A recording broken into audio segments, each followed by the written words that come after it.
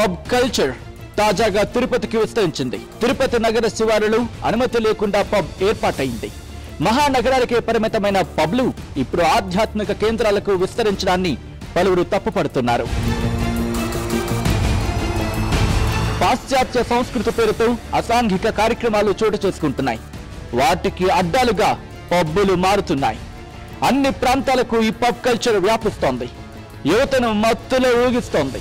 తాగండి, ఎంజాయ్ చేయండి అంటూ పబ్బు యజమానులు నిబంధనలకు విరుద్ధంగా పబ్బులు నడుపుతున్నారు. యువతులపై, మహిళలపై దాడులకు కారణమవుతున్నారు. బర్త్డే, ఫ్రెషర్స్ డే పేరుతో చాలా మంది పబ్లను ఆశ్రయిస్తున్నారు. రాత్రి వేళలో యువత పబ్లోకి వెళ్లి తాగి ఊగుతోంది. కొన్ని ప్రైవేటు విద్యా సంస్థల విద్యార్థులు తరచూ వేడుకల పేరుతో పబ్లకు వెళుతున్నారు. ఇలాంటి పబ్ కల్చర్ తాజాగా తిరుపతికి విస్తరించడంపై పలువురు ఆందోళన వ్యక్తం చేస్తున్నారు.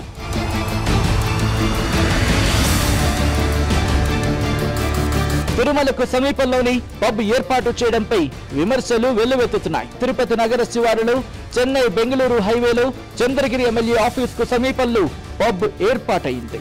తిరుచానూరు దగ్గరలో రెస్టారెంట్ పేరుతో పబ్ నిర్వహిస్తున్నారు. రాత్రి 7 గంటల నుంచి మిడ్ నైట్ వరకు పబ్లు నడుపుతున్నారు.